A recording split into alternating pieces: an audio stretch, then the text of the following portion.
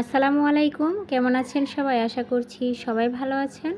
আমি আলহামদুলিল্লাহ ভালো আছি। তো প্রতিদিনের মতো আরও একটি রেসিপি নিয়ে চলে আসছি। আজকে আমি আপনাদেরকে রান্না করে দেখাবো গরুর গোশত আলু দিয়ে ঝোল। আশা করছি এই রেসিপিটাও আপনাদের কাছে ভালো লাগবে। আর যদি ভালো লাগে তাহলে অবশ্যই একটা লাইক দিয়ে তারপরে আমার এই পুরো ভিডিওটা ওয়াচ করবেন। তাহলে চলে যাই রান্নার প্রসেসিংয়ে। তো প্রথমে কিন্তু আমি গরুর গোশতটা খুব ভালো করে ধুয়ে রেখেছি। তারপর দিয়ে দিচ্ছি আদা বাটা রসুন বাটা আমি একসাথে করে মিক্স করে ব্লেন্ড করে রেখেছিলাম। তারপরে দিয়ে দিচ্ছি মরিচের গুঁড়া পরিমাণ মতো, তারপরে দিয়ে দিচ্ছি হলুদের গুঁড়া, আর এখন দিয়ে দিব জিরের গুঁড়া। আর আমি আজকে গরুর গোশতটা মাখিয়ে রান্না করব, সেই জন্য আমি পাতিলের মধ্যে সব কিছু এভাবে দিয়ে দিয়েছি। আর গরুর গোশতটা কিন্তু মাখিয়ে রান্না করলেই খুব ভালো লাগে, সেজন্য আমি পাতিলের মধ্যে দিয়ে মাখিয়ে নিচ্ছি। আর এখন দিয়ে দিচ্ছি পেঁয়াজ কুচি, আর এখানে আমার 3টা পেঁয়াজ আনামি রয়ে গেছে, এই পেঁয়াজগুলো পরে কেটে দিচ্ছি। আর এখন আমি দিয়ে দিব পরিমাণ মতো তেল, তারপর দিয়ে দিব স্বাদ মতো লবণ। আর আজকে অনেক দিন ধরে কিন্তু গরুর গোশত রান্না করা হয়, বাট আলুর ঝোল খাওয়া হয় না। তো আজকে আমার বড় ছেলের আবদারে আলু দিয়ে গরুর গোশতর ঝোল রান্না করব। আর আমি কিন্তু অনেক ভিডিওতে আপনাদেরকে বলেছি যে আমার বাচ্চাদের প্রচুর পরিমাণ অ্যালার্জির সমস্যা, সেজন্য গরুর গোশতটা একটু কম রান্না করা হয়। আর গরুর গোশতটা আমরা বাসায় সবাই কিন্তু মোটামুটি পছন্দ করি, বাট বাচ্চাদের কারণে আমরা গরুর গোশতটা খাচ্ছি না।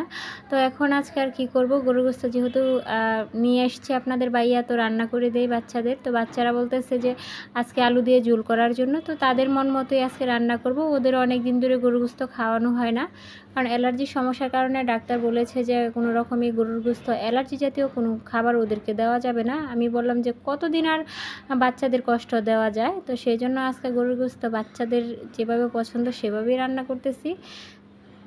তো এই দেখুন, আমি কিন্তু গরুর গোশতটা খুব সুন্দর করে মাখিয়ে এখানে কিন্তু আমি আধা ঘন্টা রেখে দিয়েছিলাম। যদি আপনারা পারেন তাহলে আরও কিছুক্ষণ রেখে দিবেন, তাহলে কিন্তু গরুর গোশতটা অনেক সুন্দর হবে। তো আমি কিন্তু চুলাতে বসিয়ে দিয়ে অলরেডি কষানো শুরু করে দিয়েছি গরুর গোশতটা। আর এই গরুর গোশতটা কিন্তু অনেক নরম হয়েছিল, আর আমি ভাবতে পারিনি যে মাখিয়ে রান্না করলে যে এত নরম হয়। আপনারা কিন্তু মাখিয়ে রান্না করার চেষ্টা করবেন, তাহলে কিন্তু গরুর গোশতটা অনেক নরম হবে এবং খেতেও ভালো লাগবে। কষায় রান্নার থেকে মাখিয়ে রান্না করলেই বেশি ভালো লাগে। আমি যেটা মনে করি, আমাদের বাসায় কিন্তু মাখিয়ে রান্না করলেই বেশি পছন্দ করে। তো এই দেখুন, গরুর গোশতটা কষাতে কষাতে একদম কষানোর মধ্যে সিদ্ধ হয়ে গেছে। তো এখানে আমি এখন দিয়ে দিব আলু। আর আজকে আমার ছেলে সবচেয়ে বেশি খুশি হবে, যেহেতু আমি আলু দিয়ে গরুর গোশত রান্না করতেছি। ওর সবচেয়ে বেশি পছন্দের হচ্ছে যে কোনো গোশতের মধ্যে যদি আলু দেওয়া হয় তাহলে কিন্তু ও অনেক পছন্দ করে, ওর কাছে খুবই ভালো লাগে, ও অনেক তৃপ্তি করে খায়। তো আজকে আমার ছেলে সবচেয়ে বেশি খুশি হবে। আর ওদের জন্য দোয়া করবেন যেন ওদের শরীরের অ্যালার্জিগুলো একদমই কমে যায়, আর যেন কোনো রকম অ্যালার্জি না হয়। অনেক কষ্টে একটু সেরেছে আমার বড় ছেলের অ্যালার্জি, ছোট ছেলের অ্যালার্জি। তো আপনারা সবাই, আশা করছি সবাই দোয়া করবেন।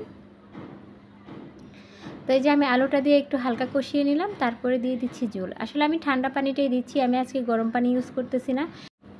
যেহেতু গরুর গোশতটা কষানোতেই সিদ্ধ হয়ে গেছে, সেই কারণে আমি আর গরম পানি ইউজ করব না, কারণ গোশতটা কিন্তু অলরেডি সিদ্ধ হয়ে গেছে, যার কারণে আমি ঠান্ডা পানি ঝোল দিয়ে দিয়েছি।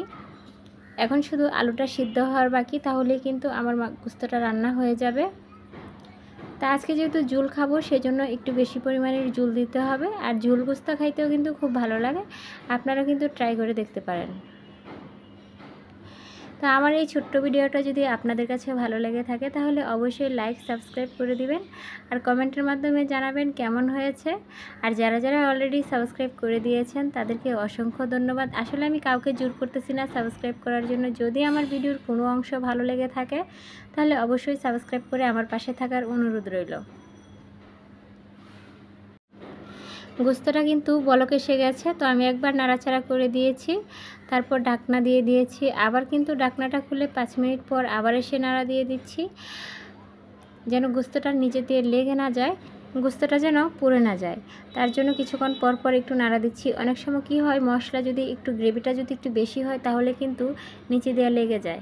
আর এই দেখুন, আমার গোশতটার কিন্তু কালার এরকম এসেছে। আর ঝোলটাও আমি এতটুকু রাখবো, এর চেয়ে আর বেশি কমাবো না, সেই জন্য একটু হালকা করে আগুন দিয়ে রেখেছি নিচে দিয়ে। রান্নাটা হয়ে গেছে আমার প্রায়, তারপরও আরেকটু রান্না করে নিব যেন আলুটা আরেকটু ভালো করে সিদ্ধ হয়ে যায়। এরকম শর্টকাট করে কিন্তু গরুর গোশত খুবই ভালো লাগে। আর বাসায় কিন্তু আমার ছোট বেবিটা খুবই অসুস্থ।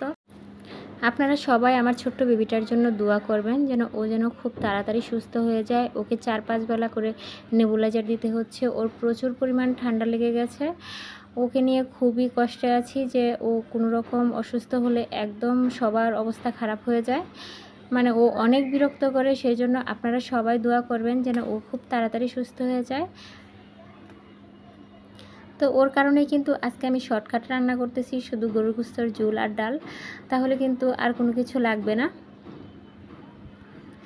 তো ভাবছিলাম যে রাতে কিছু রান্না করব, ভাত রান্না করব। তো আজকের ভাতের কাজ হলো না, আপনাদের ভাইয়া কিন্তু নান নিয়ে আসছে।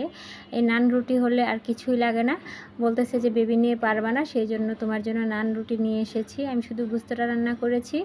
তো আপনাদের ভাইয়া যখন নান নিয়ে এসেছে, আমি কিন্তু গরুর গোশত প্লেটে নিয়েছি, আবার নানের সাথে একটু ডাল বোনাও নিয়ে এসেছে। তো এই দেখুন আপনাদের ভাইয়াও খাচ্ছে, আমিও খাচ্ছি এবং বাচ্চারা সবাই টুকটাক খাচ্ছে। কিন্তু একটা প্রবলেম হয়েছে, প্রবলেমটা হচ্ছে আমার ছেলেরা কিন্তু নান রুটি খায় না, তন্দুর রুটি হলে খায়। তারপর আর কী করার, যেহেতু নান রুটি নিয়ে আসছে ওরা বাধ্য হয়ে একটু খেয়েছিল।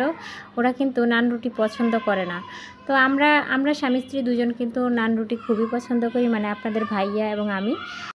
তো নান রুটির সাথে কিন্তু গরুর গোশতর ঝোল দিয়ে খুব ভালো লাগছিল। তো আমরা কিন্তু খুব তৃপ্তি করে খেয়েছি। আবার পাশে ছিল মুগ ডাল ভুনা। তো সব মিলিয়ে কিন্তু আমাদের খাওয়া দাওয়াটা অনেক সুন্দর হয়েছিল। তো এই রুটি খাওয়ার পর কিন্তু আমরা রাতে ভাত খাইনি কেউ, রুটি খেয়ে রাতে আর রুটির টেস্টটাও কিন্তু খুব ভালো ছিল, সেই জন্য আর ভাত খেতে হয়নি আমাদের। তো আর বেশি কথা বলে ভিডিওটা আর লেন্থ বাড়াতে চাচ্ছি না। তো আজকের ভিডিওটা এই পর্যন্তই। আপনারা সবাই ভালো থাকবেন, আপনাদের সুস্থতা কামনা করে এখন আমি বিদায় নিচ্ছি। আল্লাহ হাফেজ।